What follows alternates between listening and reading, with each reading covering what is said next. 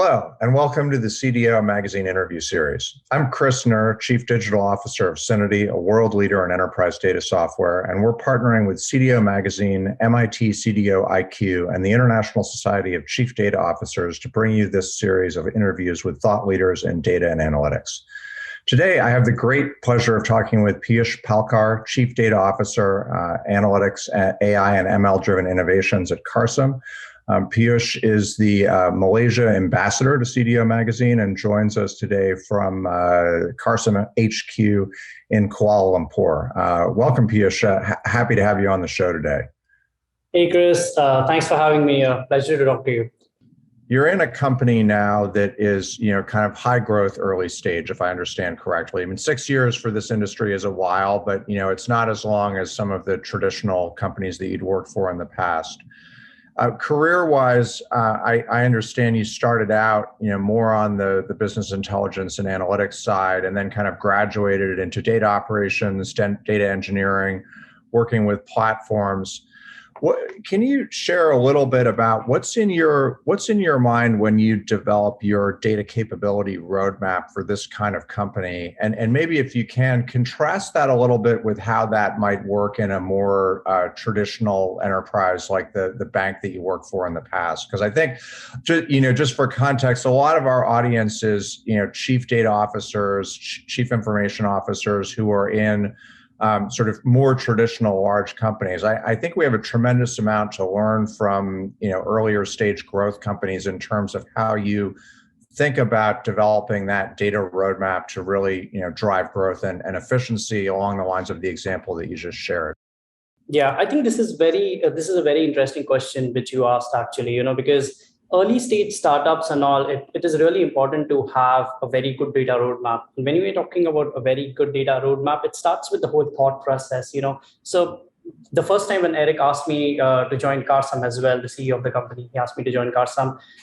My first thought was like, if I have to shape a data roadmap, what is going to be the thought process? What kinds of solutions are really important to be built in this? So the first point is about understanding like, what are those use cases which the data team is going to implement once I come in here? What are the different pain points in this industry?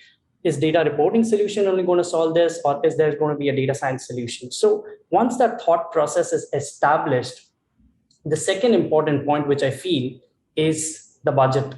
So now you basically try to understand that how much budget do I have to basically see that what I want to implement. And then you need to go in a fixed and variable cost model, which is really important for a roadmap. So if you have a budget to play with, you really need to understand that how am I going to take that budget and split into fixed and variable costs. So when I'm talking about this fixed and variable cost, it not just comes about technology, it comes about human resources as well. So if I have like 5 projects which I'm planning to be implemented in this 1 year, I really need to understand that how do I split between what cloud technologies, what software solutions I'm going to buy, and what budget I have to procure for human resources as well.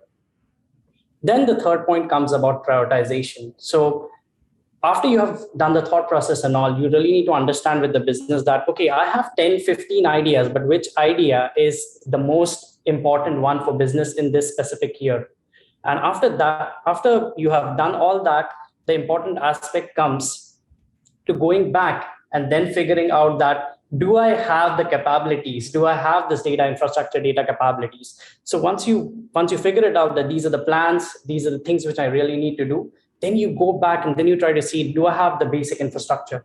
So the main point which comes in is like, okay, what are the basic data lake and data warehouse infrastructure which I need to have? Do I have them? Do I have a proper data orchestration tool, which is really important for scheduling pipelines and everything? And then you basically go into the reporting solutions as well. Which tools do you need to buy? Which tools will help you democratize this data completely? So these are the steps which help you to basically shape your roadmap, be it any use case you have. So it's really essential to knock these really important things in anyone's roadmap. And then you get down with business, and then you basically see what are going to be your timelines for implementing all these things. Yeah, no, that's really insightful and really helpful. So I actually have a few questions maybe to just stick with that theme for a minute. So, one, question that I have in my mind or observation, right, is like, and again, I want to draw this contrast between sort of high growth early stage and, big flagship enterprises. So typically big enterprises, the way they do strat planning and roadmap planning is on like a 1-year cycle. And I've come to think that, and I've had a few interesting conversations about this idea of kind of having an agile roadmap. So that, you're not I think all the components that you're articulating completely make sense. But I wonder, again, compared to sort of the big classic enterprise, how often are you refreshing that? And do you have in your mind that there should be a level of agility and flexibility, in particular around that variable cost component, which I think is a really, really good insight to how you're financializing that roadmap?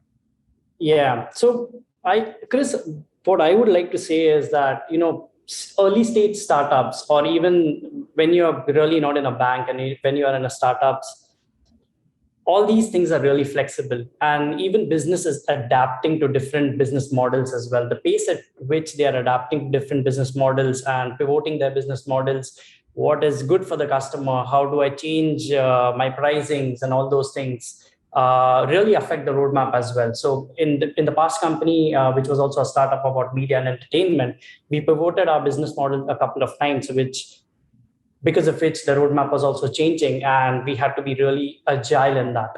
So now when it comes to bank, and when we are talking about deployments, when we are talking about roadmaps and all, so specifically if you talk about a bank, right, you have so many regulatory requirements, you have proper budget planning, you have a committee which sits through and decides that these are the technologies, these are the things that I need to buy. And the roadmap is usually not just planned for like 1 year, it is planned for a couple of years ahead. Okay, let me set up a data management platform for the enterprise setup of the entire banking system.